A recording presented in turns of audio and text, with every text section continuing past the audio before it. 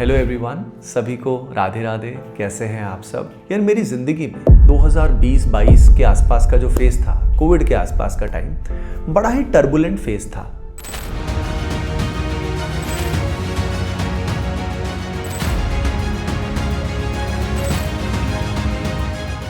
काफ़ी difficult scenario चल रहा था, बिजनेस में भी, फैमिली वाइज भी, हेल्थ वाइज भी, और समझ नहीं आ रहा था कि ज़िंदगी अब किस तरफ जानी चाहिए।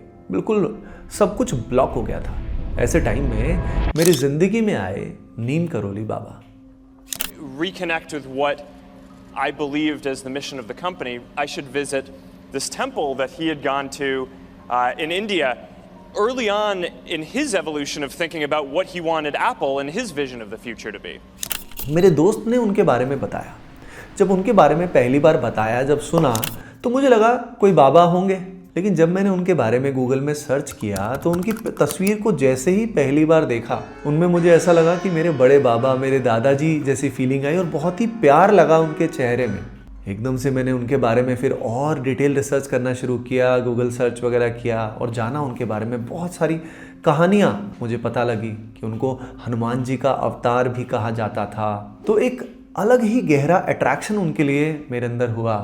अब जब पता लगा कि उनकी महासमाधि जो है वो तो 1970s में हो चुकी है, तो अब उनकी प्रेजेंस को कहाँ फील किया जा सकता है, तो मुझे कैंची धाम के बारे में पता लगा कि अगर हम वहाँ जाते हैं, वहाँ टाइम स्पेंड करते हैं, मेडिटेट करते हैं, तो जीवन की बहुत सारी उलझनों के सवाल हमें मिल जाते हैं। उसी तलाश में मैं चल पड़ा कैंची धाम की ओर। कैंची धाम जब मैं गया तो वहाँ जाने के बाद सब कुछ बहुत ही शांत लगने लगा। जब मैं वहाँ पहुँचा, वहाँ पे 1 दिन 2 दिन मैंने स्पेंड किए, क्योंकि मुझे पता लगा था कि वहाँ मेडिटेट करना चाहिए। तो वहाँ मेडिटेशन करने की कोशिश की, हनुमान चालीसा रीड की। उस समय कैंची धाम में ज़्यादा भीड़ होती नहीं थी, तो वहाँ आराम से बैठ के बाबा जहाँ विराजमान हैं उनके पास ही काफ़ी समय बैठने का मौका मिल पाया। और धीरे धीरे लाइफ में क्लैरिटी आनी शुरू हुई। अपने आप ही हर सवाल जो इतना डिफ़िकल्ट लग रहा था, उसको झेलने की क्षमता आने लगी। ऐसा लगा पुराना कचरा डिलीट हो रहा है और बहुत कुछ नया हो रहा है। कैंची धाम से आने के बाद जिंदगी में बहुत परिवर्तन आने शुरू हो गए। बहुत सारे ऐसे चेंजेस लेने का आत्मशक्ति मिलने लगी जो पहले नहीं थी। और ऐसा नहीं हुआ कि सब कुछ लाइफ में अब अच्छा होने लगा। बड़े डिफ़िकल्ट सर्कमस्टांसेस आए, लेकिन बाद में उनको झेलने की क्षमता मिलने लगी और कहीं ना कहीं मन में गहरी शांति बढ़ने लग गई। एक पहले से आनंद की और गहरी शांति की स्थिति मन में आने लगी, जो पहले से बढ़ती गई।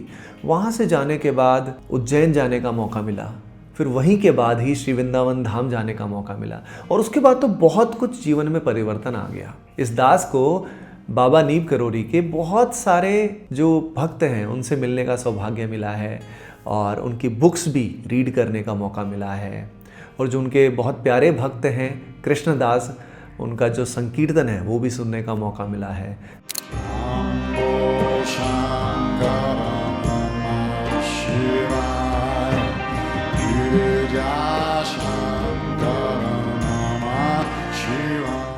जो उनके भक्त रहे हैं रामदास, जो उनके बहुत परम डिवोटी रहे हैं, उनको सुनने का मौका भी मिला है। तो आज मैं आपके साथ उनकी लाइफ के 3 ऐसे टीचिंग शेयर करना चाह रहा हूँ जो हम सभी अगर अपने जीवन में अप्लाई करते हैं तो हमारी life will be much more meaningful and much more beautiful. Baba सबसे पहली बात जो कहते थे सभी को, वो कहते थे रिमेंबर गॉड, यानी प्रभु को हमेशा याद करो, जितना हो सके हर समय याद करो। बाबा लगभग हर समय राम राम राम राम राम ऐसे चैंट करते रहते थे। और उनके पास एक डायरी भी थी जिसमें वो लिखते थे राम राम राम, लिखते थे बहुत सुंदर तरीके से। बाबा का एक ऑडियो भी आपको मिल जाएगा जिसमें 1 घंटे का बाबा का चैंटिंग है राम नाम का।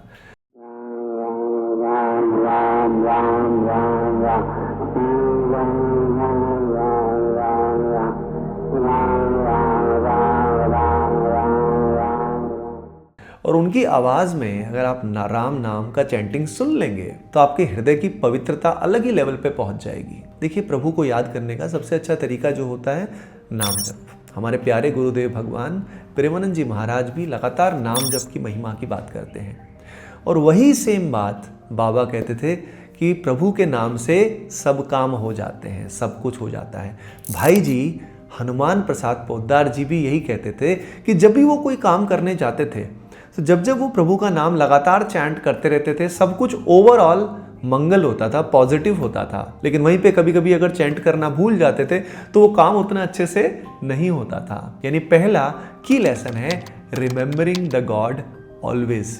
अब उसका जो भी तरीका आप अपनाओ, लेकिन नाम जप करना या नाम लिखना एक बहुत ही अमेजिंग तरीका होता है। नाम जप का लिखना भी बहुत इफेक्टिव होता है, क्योंकि नाम जप जब हम लिखते हैं तो लिखते हुए हमारा फोकस और भी ज़्यादा बनता है। बाबा की सेकंड टीचिंग जो बहुत ही ब्यूटीफुल है वो है see God in every being, see God in everyone.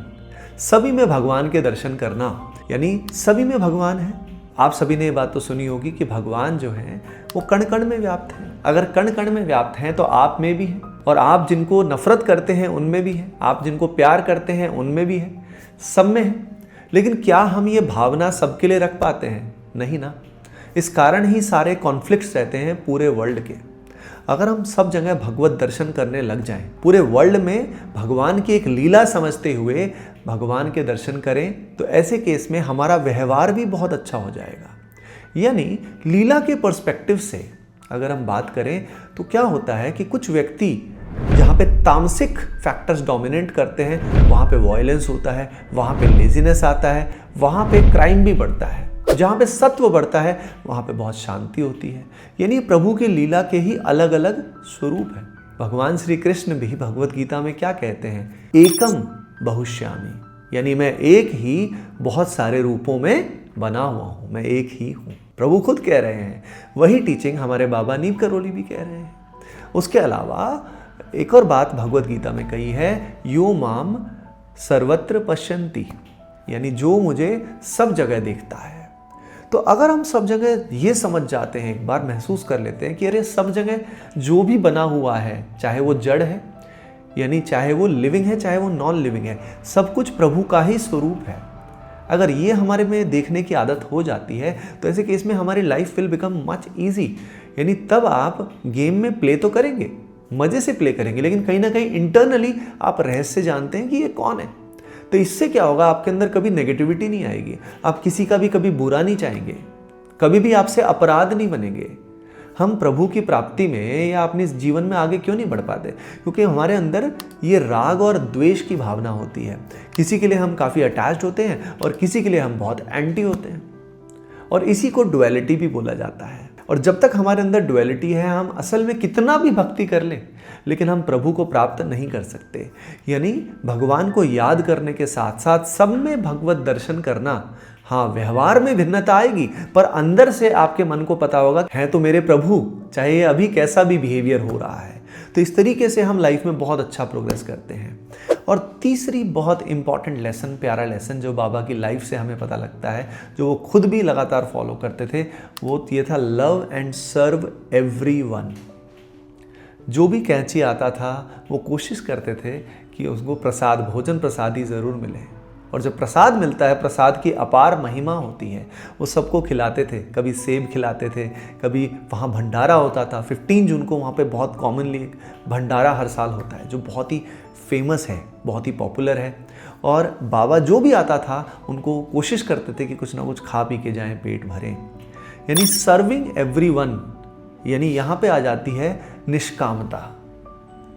यहाँ पे हमारे हित हरिवंश महाप्रभु भी जो कहते हैं ना, सबसो हित निष्काम मति, यानी सबसो हित का मतलब है सबसे प्रेम, और निष्काम मति, निष्काम मति मतलब आपके अंदर जो है वो ईगो नहीं होनी चाहिए, आपके अंदर खुद के लिए कुछ पाना है वो जो भावना है वो नहीं होनी चाहिए, यानी सेल्फलेसनेस होनी चाहिए। अगर हम सबको सर्व करते हैं और इसी भावना से अगर हम जीवन को जीते हैं तो मैं बता रहा हूँ तो भी हम सब लाइफ में कुछ भी अचीव कर सकते हैं।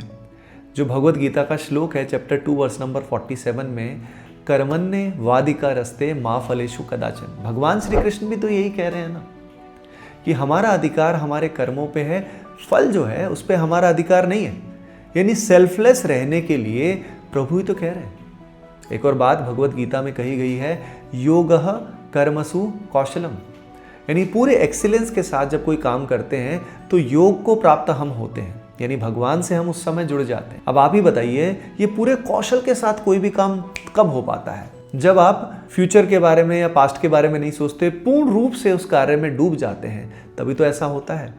यानी सेल्फलेस होके, जब आप खुद के बारे में सेल्फिश होके चीज़ें सोचेंगे, उसमें से वो आनंद निकल जाएगा, वो प्रेम निकल जाएगा। उसके अलावा दूसरों के लिए कुछ ना कुछ करना, जैसे कि फॉर एग्जाम्पल आप अगर पढ़ाई करते हो तो अपने पेरेंट्स के लिए जो कुछ करना चाहते हो, सोसाइटी के लिए कुछ करना चाहते हो, अगर इस सब के बारे में सोचोगे तो आपके अंदर एक ज़्यादा पावर क्रिएट होगी। आपने देखा होगा, हम में से ज़्यादातर लोग आजकल मेंटली परेशान क्यों रहते हैं इतना ज़्यादा?